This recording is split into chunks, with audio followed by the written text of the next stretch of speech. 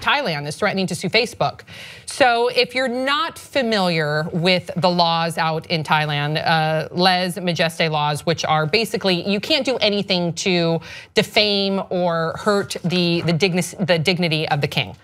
Or like the whole monarchy. If you do that, you could easily go to jail. In fact, it says here that for more than a century now, the Southeast Asian countries' laws have been protecting the ruling family from defamation, insults, and threats. Mocking the monarchy in Thailand is punishable by up to 15 years in jail. And the authorities there, they'll go, Brett, you recently visited there, right? I want to talk to you about that. But the authorities, according to this article, it says, quote, that they will go to great lengths to remove all potentially embarrassing and unfavorable depictions of the country's rulers. So the reason why we're bringing this up, let's look at these photos because the king was spotted in Munich. The king was spotted in Munich at a mall wearing a crop top and apparently fake tattoos. Those are fake tattoos according to the article. And these photos and a video actually that went almost, pretty much went viral. It was walking around the mall. Yep, 500,000 views thus far. It showed was him walking around the mall with his crop top and the exposed fake tattoos. And apparently it was captured by a Thai citizen there because the Thai citizen had recognized, oh, this is the king. So the reason why this is all being brought up is Thailand is furious that this video and the photographs are getting a lot of looks. And so they have asked Facebook to take it down. Facebook did put a geotag on it to restrict it. So if you're in Thailand, you can't watch it. But there's still a number of different, here we can watch it. And there's still, I guess, some other videos that are trailing around. And so now the Thai government is threatening to sue Facebook. It says here, according to the Telegraph, quote, if even a single illicit page remains, we will immediately discuss what legal steps to take against Facebook Thailand. When you were there, you were seeing him about to rise to the throne. Yeah, the king had just died and they were in a mourning period. So everyone in that was Thai was wearing black or white. And they had covered, you know how they have those billboards that are electronic and scroll through different ads.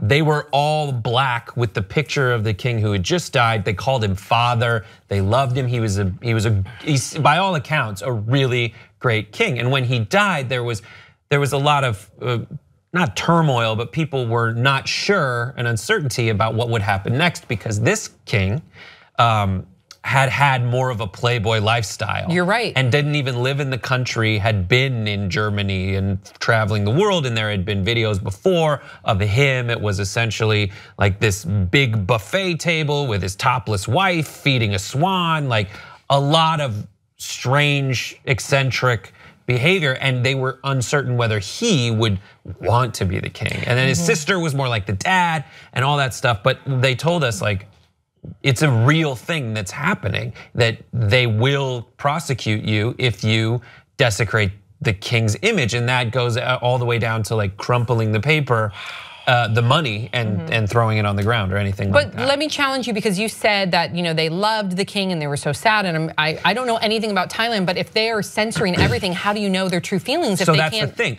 When we went to Tokyo before that, and we're on the street, and there was a Pop Trigger fan that's like, I watch Pop Trigger. Yay! And he came up, he talked to us Riley High. That's fun. And I said we were going to Thailand, and he said he knew a guy who was Thai, and when he got to Tokyo, went out on the roof and just yelled, I hate the king.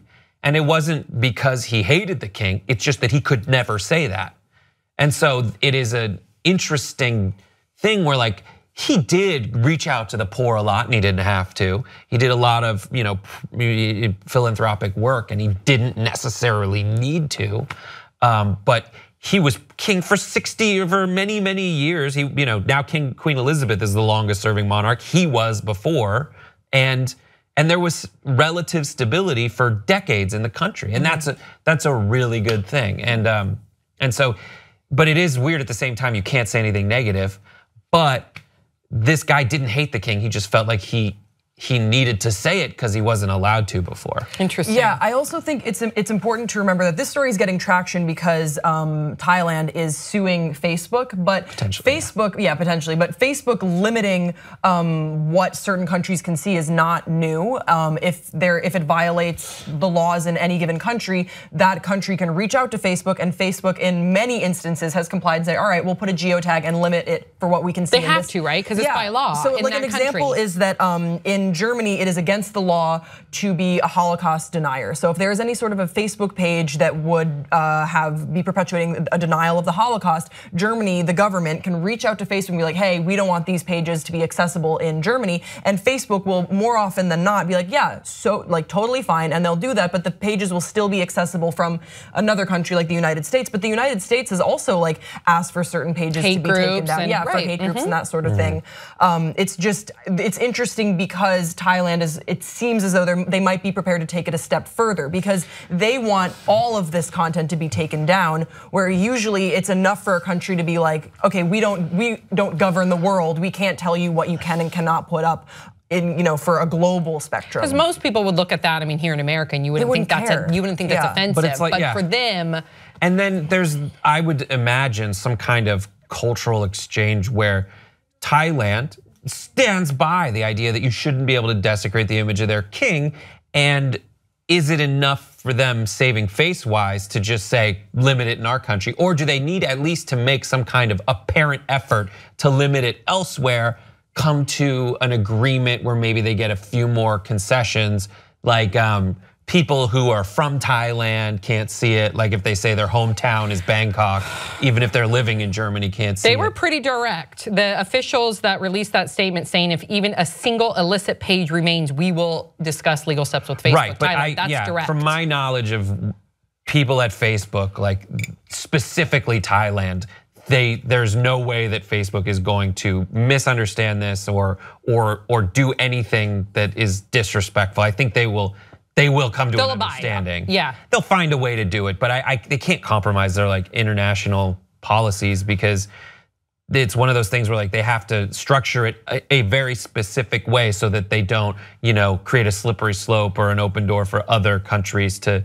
take whatever concessions they made to Thailand and try to angle for more. Scary though, if that was like, you got to think about, the censorship aspect. Like if that was here, we wouldn't know anything bad that like potentially Donald Trump was doing. Like, so they don't know anything that this ruler potentially does bad that is hurting the people if it's always censored.